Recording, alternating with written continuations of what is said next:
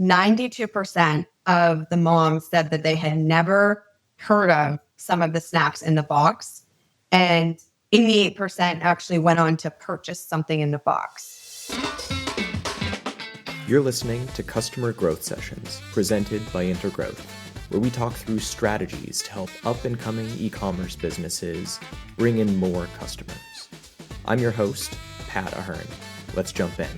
All right, listeners, welcome back to the latest episode of Customer Growth Sessions. Today, I'm thrilled to have on Paula Wise, the founder over at Sampleit.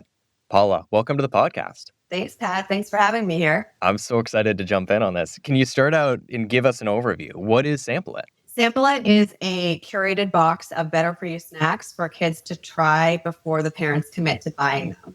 It's also designed as an interactive taste test game to encourage picky eaters to try new things and have fun doing it. I love it. We were talking before the recording about so many different things before we hopped in. And I was joking before, I wish we had just started recording like half of our just impromptu conversation. But you brought up some really great points that I want to ask you to share again. Talk to me about the process of launching Sampleit. What actually went into officially launching this business from day one? Yes. So I have been thinking about launching Sampleit for a long time. I am extremely passionate about nutrition and the quality of the food that we eat. And I was constantly going out and finding new healthy snacks for my kids, bringing them home, and they would try them. And sometimes they like them and sometimes they wouldn't. And so throughout that process, I was wasting a lot of money and a lot of food, and it just became really frustrating. And so my friends and I started swapping snacks with each other to help us save. And so I would say, oh, my kids, we tried this granola bar. They didn't like it. Here's a whole box of them if you want to try it. So we just kept going back and forth trading snacks. And I finally said, wouldn't it be amazing if kids could just sample it before we have to buy the full-size product? So I thought about doing this for a long time. And the thought of starting my own business was just really overwhelming. I had a full-time job at that point. I am in marketing. I was working for a large investment firm, and I didn't really have the time, nor did I have the experience in how to launch a business. And so I've been thinking about it for a long time. And I remember I went out to dinner with my girlfriends and we were talking about it. And they said to me, why don't you just start it? Just launch it. Like, it doesn't have to be perfect. It doesn't have to be complicated. Just create a box of better for you snacks for kids to try and just sell it in our hometown. And I thought about it and I said, yeah, I could do that. So luckily with my marketing background, I'm pretty tech savvy. I felt comfortable enough to spin up my own Squarespace website. I created a Google form, put it on the website, and put my Venmo up there. I went out and I found all the snacks that I typically would want to feed my kids and put a box together. I put a box of all the better for you snacks. The other piece that I added to it was something like what I'm calling a snack activity kit. So with my kids who are very picky at trying new things, I have to make it a game to actually get them to want to participate and have fun with it. So I would play a taste test game with my kids where they got to rate the snacks that they were trying. So that's kind of how I came up with the idea of adding this interactive element to it. Not only am I finding the snacks for the families, but I'm also creating a method that will help their kids actually try them to see what they like. So I created a box. I bought the boxes off of Amazon. I used a tool called 99 Design to create a very inexpensive logo. I bought stickers, put them on the box, put the snacks in there. I used Canva to create my scorecard and put a little prizes in there. And then I honestly just posted on the Facebook parents group of my town and just let everybody know what I was doing. And I also would send an email to anyone I knew. I told people on the soccer field, on the baseball field, at any sort of, event that I was going to with my kids, telling everybody what I was doing. And when I launched it, I sold about 150 boxes in the first week. And it was really fun. It was exciting. I was putting all the boxes together by myself in the basement, although I did have my kids helping out with that, which was really fun too. And then I was putting them in my car and driving them around town and delivering them. And So I would say that the best advice I got was from my girlfriends who just said, just launch it, just start it. It doesn't have to be overly complicated. Just do something and kind of just see where it goes. Amazon is the ultimate double-edged sword when it comes to generating sales.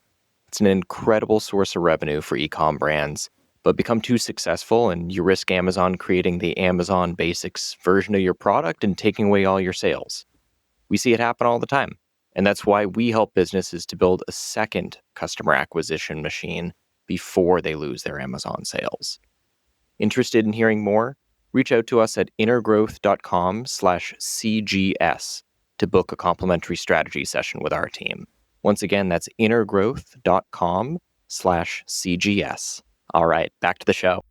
I've talked to so many people over the years that I would say are almost paralyzed by this fear of getting everything so close to perfect in time for their initial launch. I've heard people talk about needing to have the logo perfected, needing to hire an expert designer who can put together a custom logo for them, needing to put together a really professional looking Shopify website, needing to have the price point totally figured out from day one.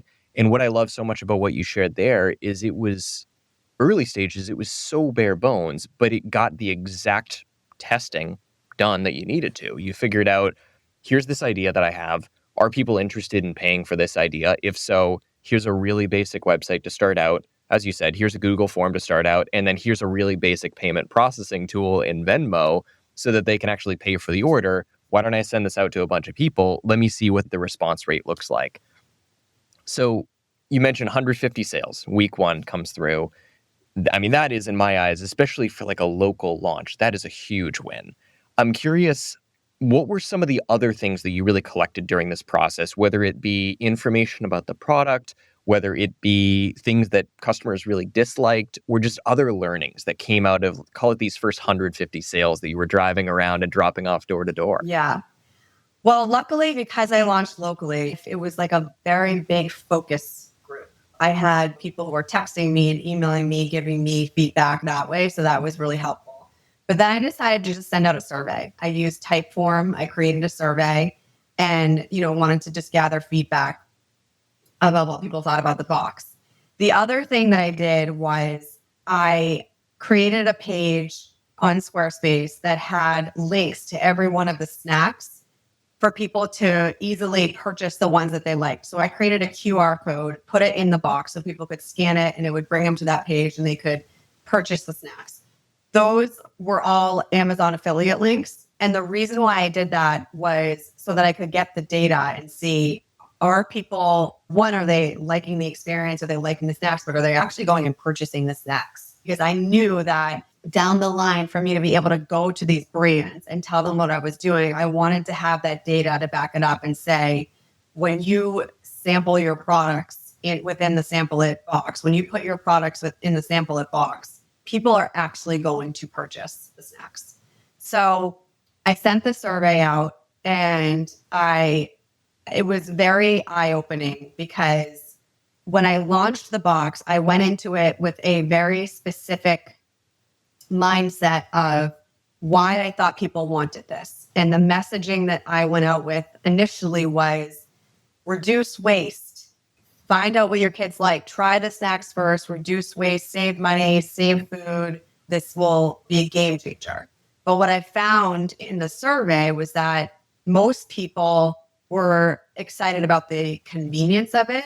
So actually having somebody do the curation of these healthy snacks, because today it's really hard to know what is actually healthy and what's not. So the convenience of it and the fun part of it, which was the snacktivity kit.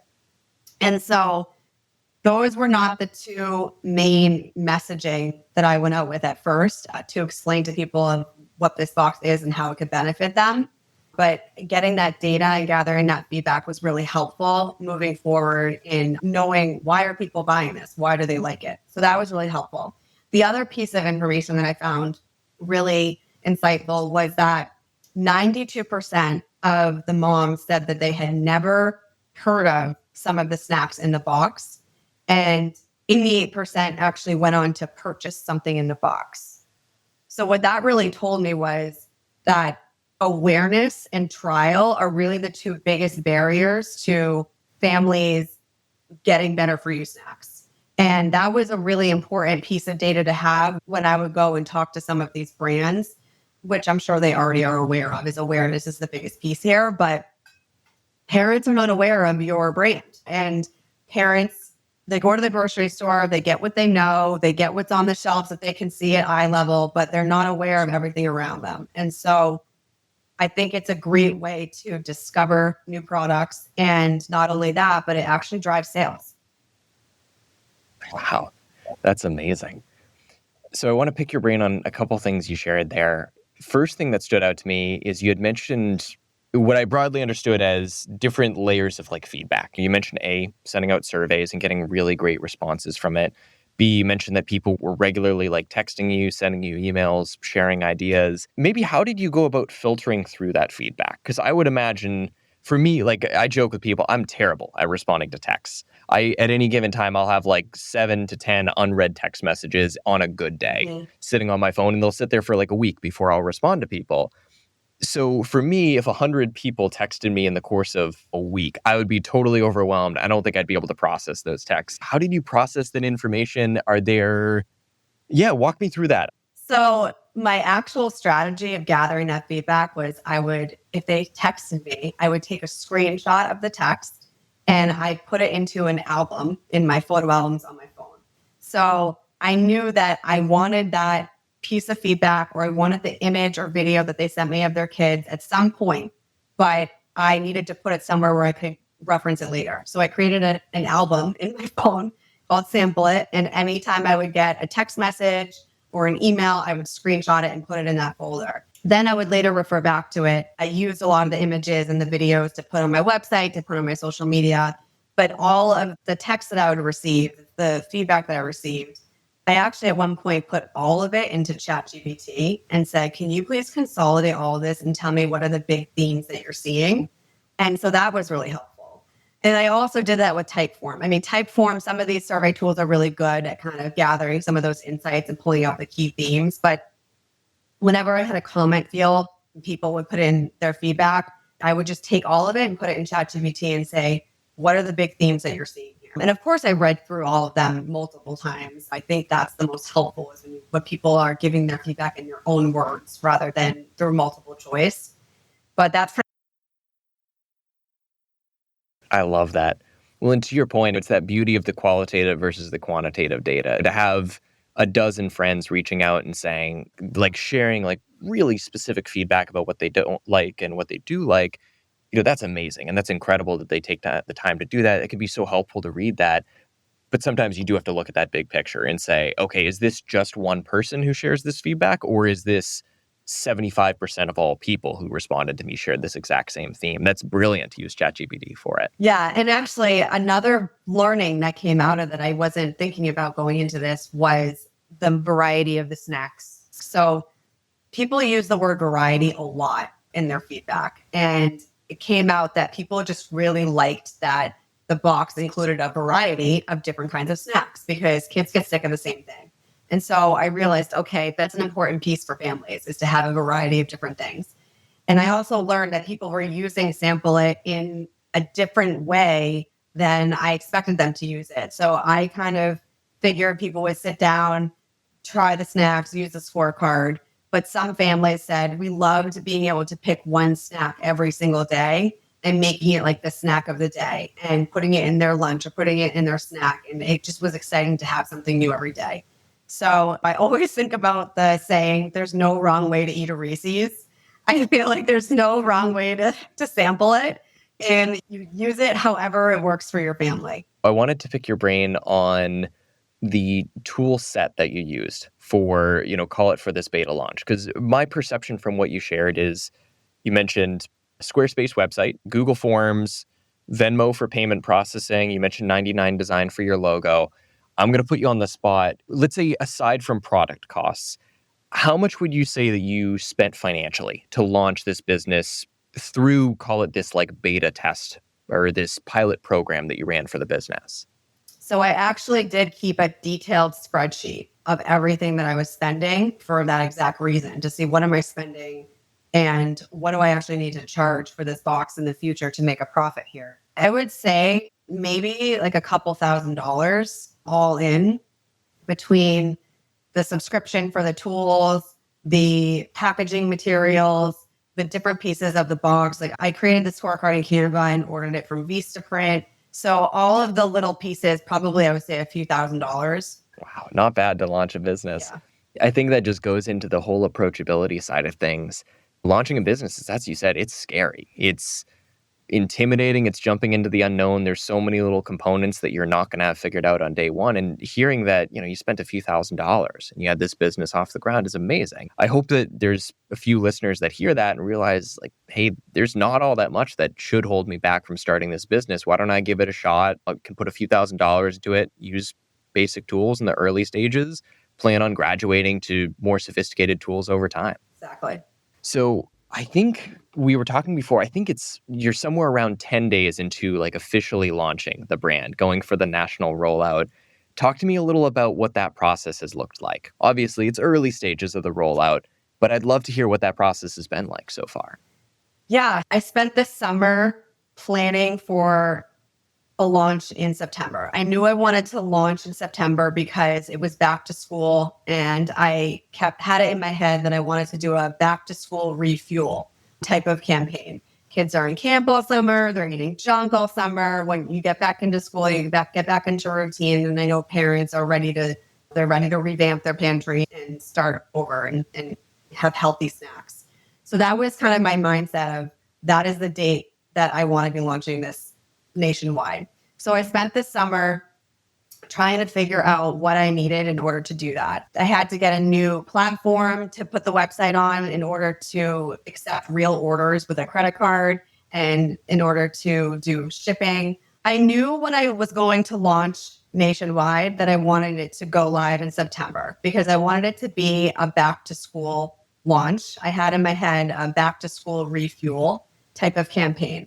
So I spent the summer figuring out what exactly did I need in order to get there and to launch this and be ready to go nationwide and do free shipping. So I had to get a new website platform, which I used something called Sampleit. It's specifically created for subscription boxes. I had to create an account on Pirate Ship, which is what I use now for shipping.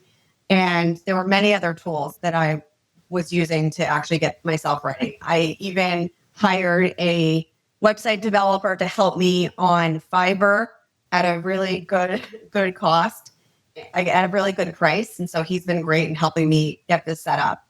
And then I started doing research on how do I actually do this launch? What is the right way to approach this?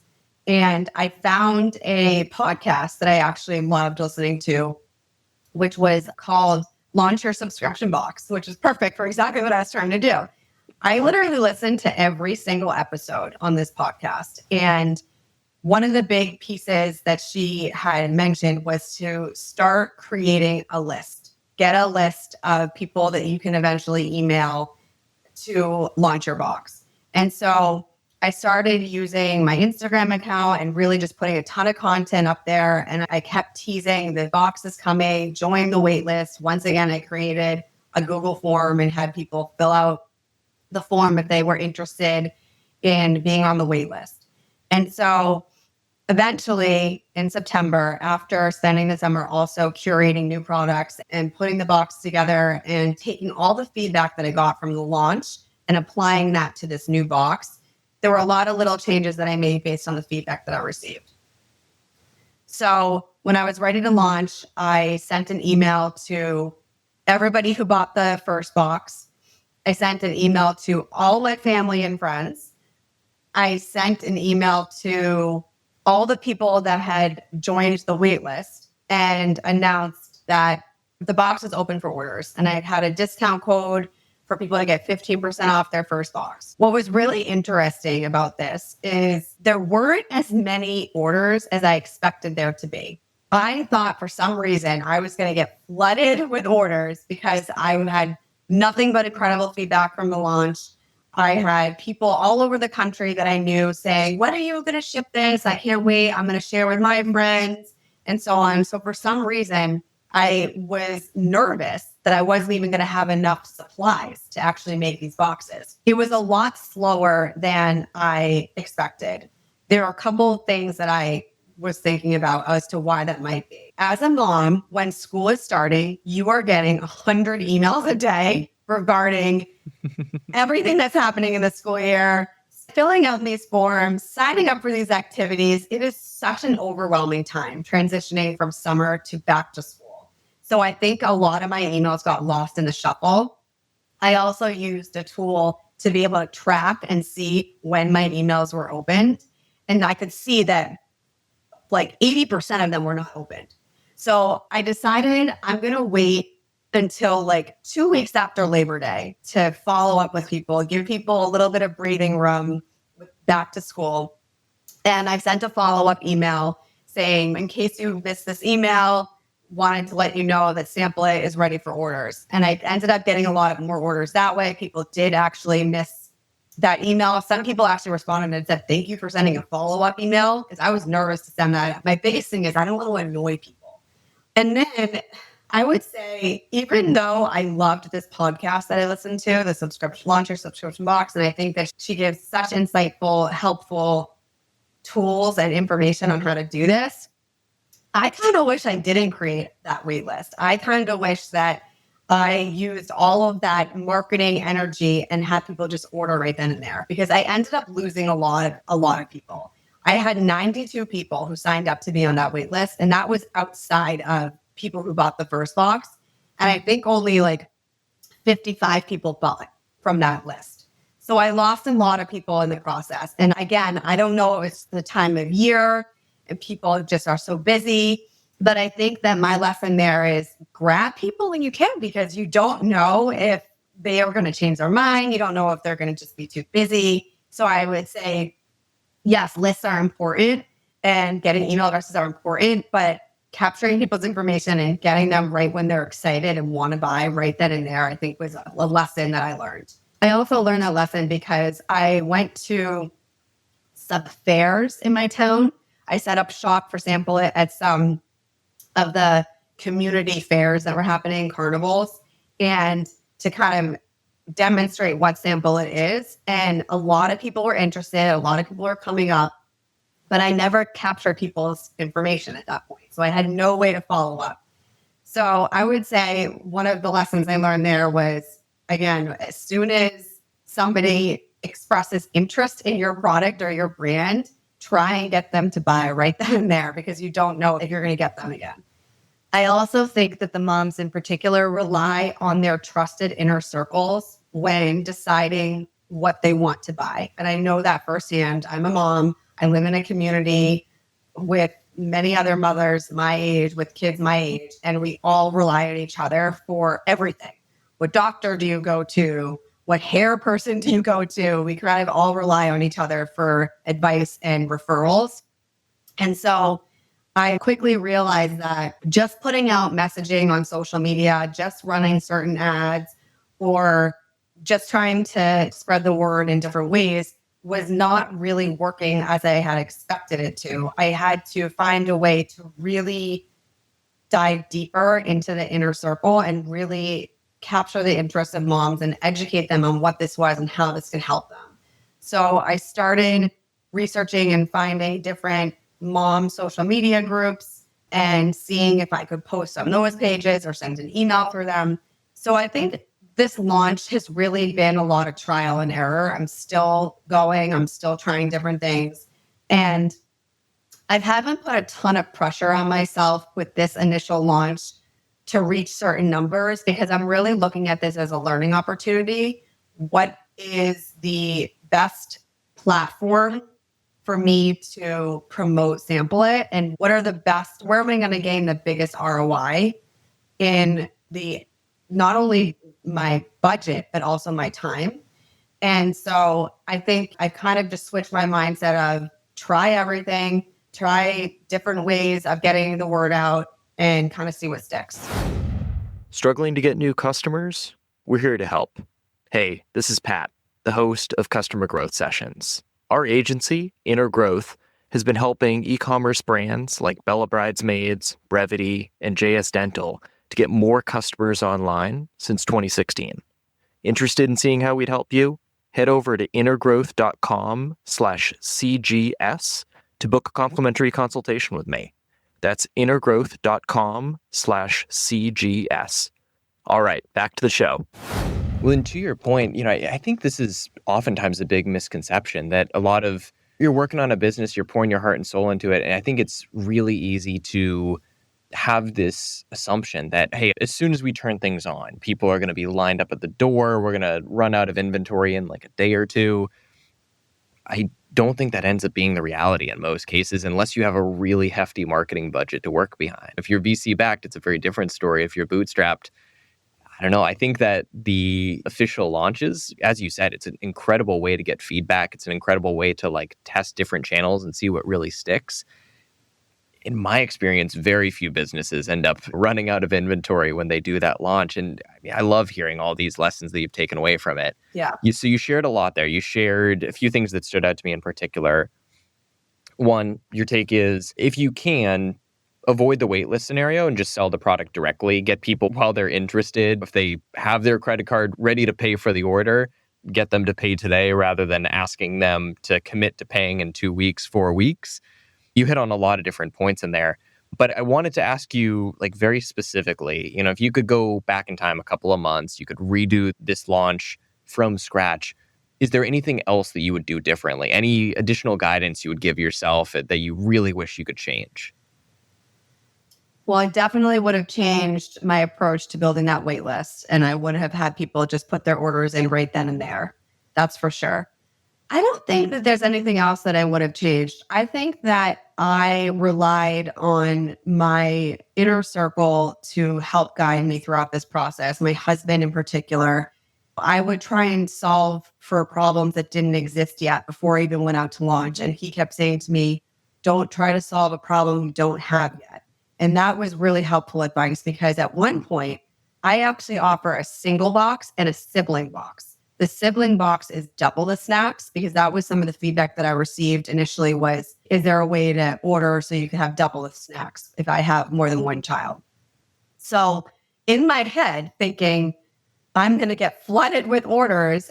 I don't know if I'm going to be able to do sibling boxes. Should I just do single boxes? I'm nervous I'm going to run out of product so quickly. And my husband said, let that be your biggest problem. Don't create a problem don't solve for a problem that doesn't exist yet. And that was the best advice I got, because one, I wasn't flooded with orders initially. And two, half the orders that I'm receiving are for sibling boxes. So clearly people really want that sibling experience. And so I was glad I listened to him and his advice there. But I get into my head a lot. I would say I am a perfectionist. You can overthink things. You want it to be perfect.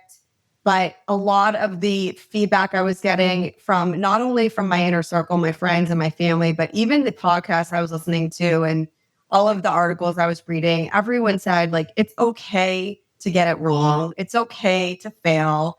It's not going to be perfect. And that's how you learn. And so I really had to just tell myself, I'm just go with what I have and I'll learn along the way. And that is what I'm doing. I love that. I just wanted to double down on one of the points you mentioned about the sibling box, because that is such a big opportunity that I see for so many e-com brands, is figuring out, I would refer to it as thinking about like your offers. How can you create an environment where people who are maybe signing up to buy one of your products are incentivized to buy either a larger order of your products, or they're incentivized to buy 2 of your products, whether it be, as you said, providing twice as much of the product so that siblings can have that shared experience, whether it be, hey, if you buy 2 boxes, you get 20% off the 3rd box.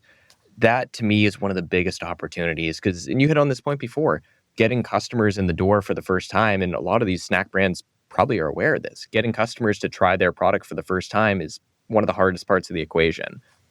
Once you can earn someone's trust, once you can get them to order from you once, they're far more likely, if they have a great experience, to come back and buy again. Yeah. So if you can get that same customer, you can get them to spend twice as much or 3 times as much. That's a huge win for your brand as a whole. Yeah, absolutely. And I think I learn a lot from my customers. and from the community in general. And I really pay attention to the feedback that I'm getting, but also the engagement that I'm seeing.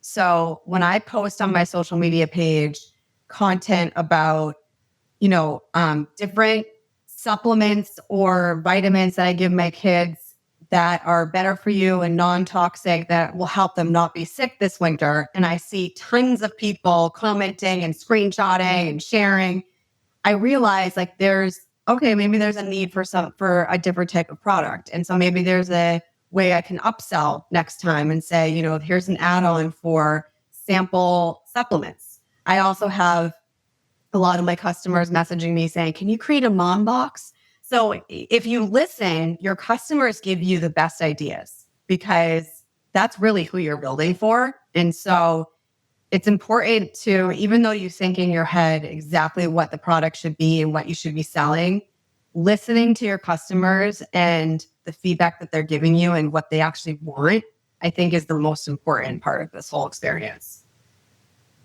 Absolutely.